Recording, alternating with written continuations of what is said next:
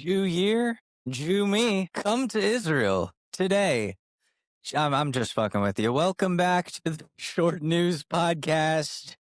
Happy Hanukkah, belated. Happy Christmas, also belated. Happy Kwanzaa, happy Festivus, happy whatever you celebrate. We love you for it. We love you because of it. We love you in spite of it. Whatever you want. It's New Year's Eve. And this is the Short News Podcast. I said that twice, but it's a cold open. I don't give a fuck. Here's the theme song. America is a nation that can be defined in a single word. What year has Jonah!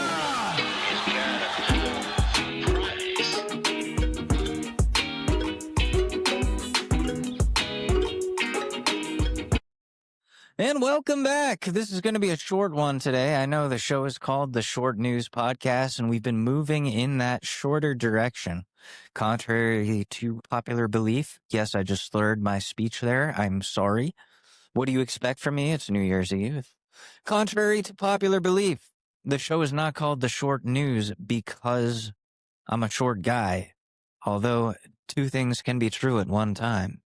5'7.5". Don't spread that around. Don't tell people. He says on a podcast, on a condenser microphone, on a studio setup where his voice is buttery and clear, saying I'm 5'7.5". Anyways, no, it started out in 2019 as like a 40-second show. I'd come on here and I would say something like, "This just in," or I don't know, "Welcome back to the Short News. Donald Trump said that he thinks that Joe Biden is gay. This has been the Short News," or some stupid shit like that. And then Anchor, because Anchor wasn't purchased by Spotify at the time, reached out to me and they were like, "We would like to acquire your show. This is a genius idea. No one's ever done it before." I'm like, dude, I'm pretty sure short form media has been around for a very long time. They're like, nobody's doing it like you. It's the most half-assed format. I'm sitting in my office as an IT technician at the time with my coworker and we're giggling, going like, this is fucking stupid. Can't believe this is on an RSS feed and people are enjoying it. They're like, "Yeah, can we take this? Can we buy this from you?" And I never replied because I didn't believe in the project. And then, I don't know, 6 months later, I was out of a job and I came back to it and I was like, well, I'm taking this public speaking course in college anyways. And it's really empowered me to enjoy the sound of my own voice. So I'm going to go ahead and speak for way too long, for like 3 hours, 90 minutes to 3 hours sometimes, because I don't know, I guess I just really loved the way that I sounded on a studio microphone with a compressor. And I was like, holy shit, I can't believe this. I have so many stories about my life to tell that have nothing to do with current events. Let me try to weave them in. And it was kind of a personal journal type of show for a long time, disguised as a social commentary show or a political commentary podcast. And now we're doing the thing. Here we are in 2025.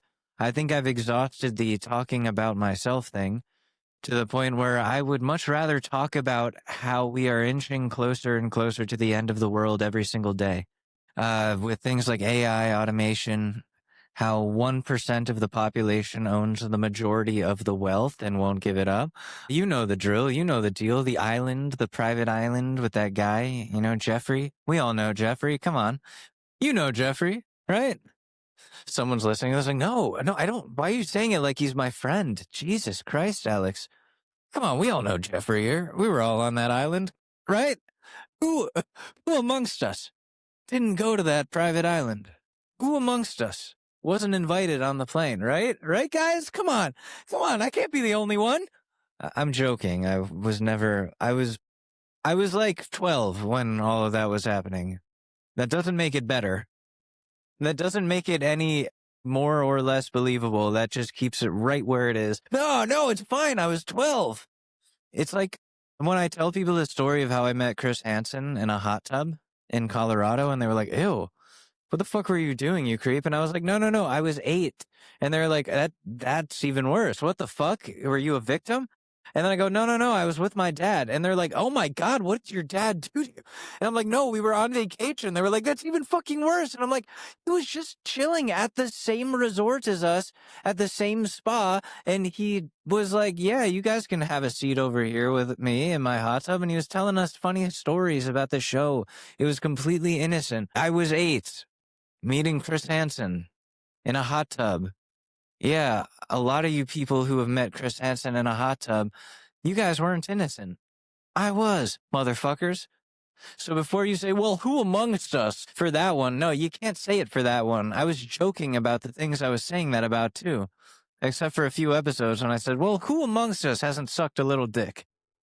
Do with that what you will. Do with that what you must.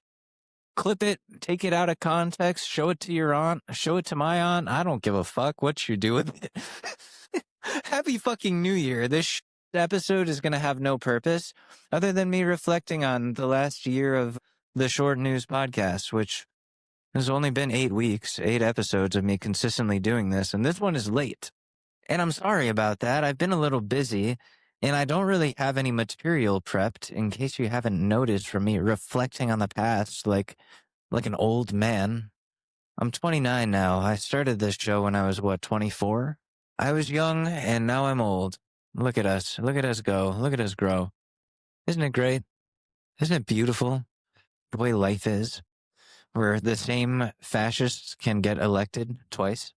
That's the only reason I'm really back, guys. Is because Trump got reelected. If we had another year of boring Democrat presidents, I wouldn't be coming back on here to protest against them, I don't think. Like, I left when Biden was president, which, okay, maybe that was the wrong thing to do, because I feel like maybe we all did that collectively. We're like, well, we got him in, so not really our responsibility anymore. I'm tired. I can tune out now. This has been stressful enough.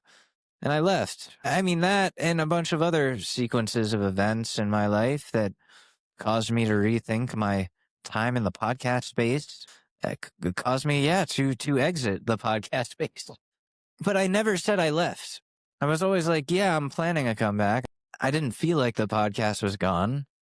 Every now and then I would hop on here and I would say some shit, and I'd be very blackout drunk off of potato vodka and sadness, alone in my kitchen trying to make something work that wasn't ready to work again. I don't know. I guess I lost the plot. And I had like a few years there. Wow. A few years. Not a couple. Like 3, where I fucking crashed out. I didn't know how to regulate. And that's not really something that you should be struggling to learn how to do on a condenser studio microphone setup.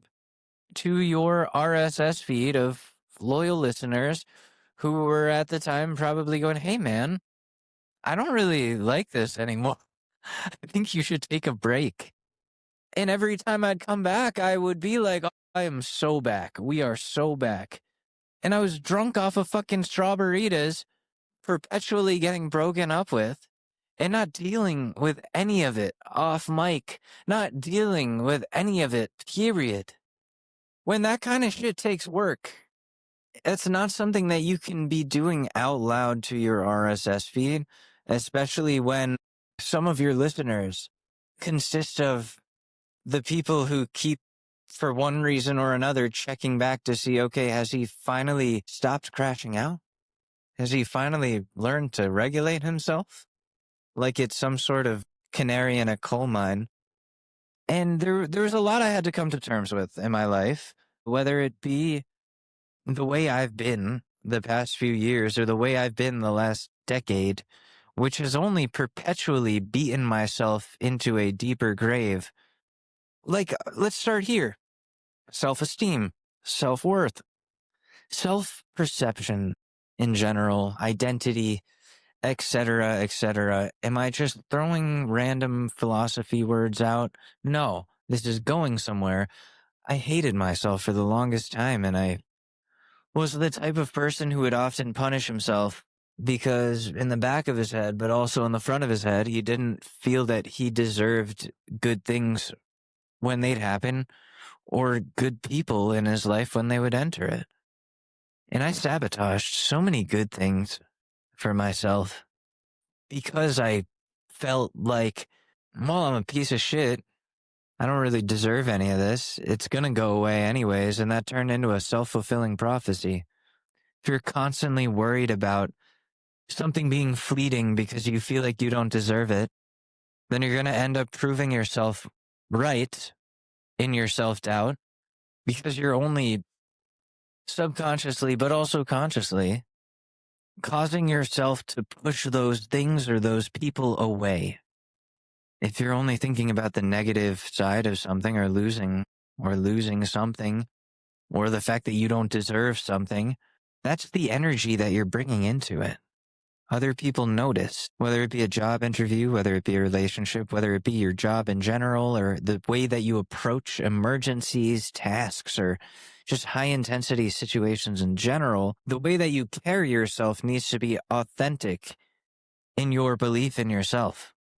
Because whether people realize it or not, they naturally, instinctually see through that. If you're bullshitting, they're going to know because you know. Because you don't believe in yourself. So you're not going to be yourself. You're not going to do the best things for yourself in that job interview, in that relationship, in that podcast, in that endeavor, whatever it is. I said this last episode. 2025 has been the first year that I can honestly, wholeheartedly say that I believe in Alex Mador. And that sounds corny.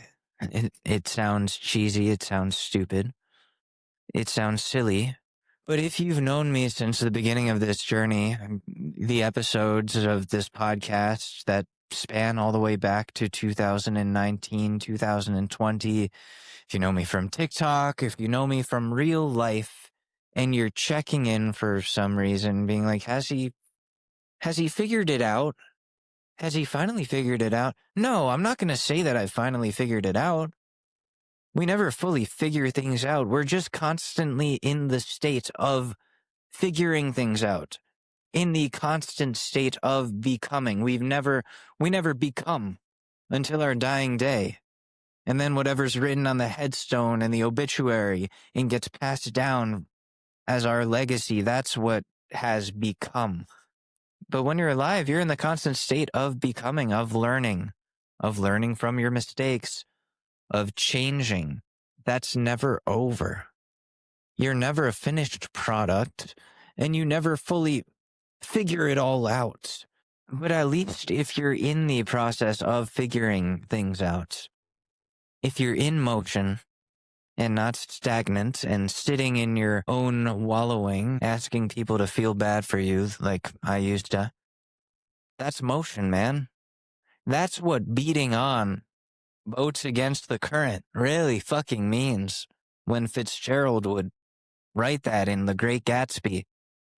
I'm going to try to tie this all together, and it's going to be really stupid. In that great American novel about the American dream and how it's all a fucking lie that's just set up to fuck you over and make you feel like you're not good enough. It never went away after the 1920s, right? It's not that people still come to this country and think that the streets are paved in gold and that if they can't make it on their own, then they can't make it anywhere or they're just a lost cause. We have different things that we feel inadequate about. We don't make enough money. Yeah, that's still one. I think a lot of us feel that way, but I think we all are starting to realize it's not necessarily our fault. Once you look into what capitalism and or late stage capitalism is all about, but we feel like, we're not tall enough in some cases, or we're not smart enough, or we're not competent enough, or you're not pretty enough, not skinny enough, not fit enough, not nice enough, not trying hard enough, or just, I don't know. There's so many ways that this society, specifically American society, is very proficient and very adequate at making you feel inadequate. But if you can look in the mirror and truly feel satisfied with the way that your life is going, not with the way that your life is, with the way that your life is going, big difference. then man, you're doing it right. You're doing something right. And you can slow down a little bit. It's a fucking rat race. It's a stressful one. And even if it's just for today, just for tonight, whenever you're listening to this, take a second to just, I don't know, account for the progress that you've made this year, whether it's a little or whether it's a lot. I'm sure it's a lot. Write it down, make a list, check it twice, and read it a couple of times. Yeah, because I'm sure it's more than two things. And you're going to feel great after you realize how much you've accomplished this year. I may not know you. We may have never met each other, or we may not speak anymore. But whoever you are out there, I want you to know that I'm proud of you. I'm proud of what you've overcome, proud of how you've faced every single challenge that life has shoved in your face, and I know it hasn't been easy.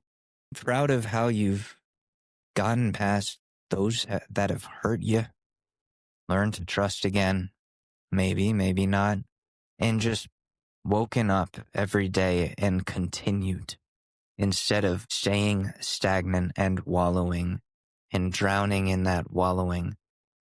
People may not give you credit, but you did it without anybody else's life vest. And if you ask me, that's a pretty fucking big accomplishment. So, whoever you are out there, I'm proud of you. And I didn't want to make a long episode because I'm going to go party with my friends and enjoy the company of people. But until next year, so a couple of days, I'll be back with some news, some actual current events. I want to rant about how big corporations have made human employment annoying to consumers by understaffing places like Walgreens intentionally, so that when the automation comes around, it feels like someone's always there for you, even though it's not someone. It's a chat bot in a cash register. So we'll get there. We'll talk about all of that. I promise. I will be back in a couple of days. And I'm sorry that this episode was late, but I didn't want to talk news this week. And I had a lot going on work related. We had a lot of patients pass, and I don't want to talk about it. But I appreciate each and every one of you that has stuck with this show since 2019 or since whenever you've listened. You've seen me in a lot of different forms, a lot of ways, shapes, and forms, and I'm hoping that this is the one that sticks. For the first time in many, many years, I can truly say that I feel like a non-disassociated version of myself, and one whose company that I enjoy in the moments when I'm alone with my thoughts. That is why this podcast is able to happen again. So thank you for coming back. Thank you for listening. And if any of you, I don't care who the fuck you are, need anything and you just need to feel less alone or whatever, because I know where you've been. I know how you've felt because I've been there too. It's a lonely fucking world right now, and it's a scary one at that. My DMs are open. My block list is empty. I'll be around. Just, I don't know, limited tonight because of fun. But I appreciate you guys. And this has been the Short News Podcast. This will continue to be the Short News Podcast. And I will see you next year, again, in a few days. I just want to add that reassurance there. I appreciate you. I've said that like 5 times, but I do. And I'll see you on the next one, where we'll make fun of the president, the greatest president of all time, believe me. I sucked Bill Clinton off. I sucked it, believe me. Bye, guys.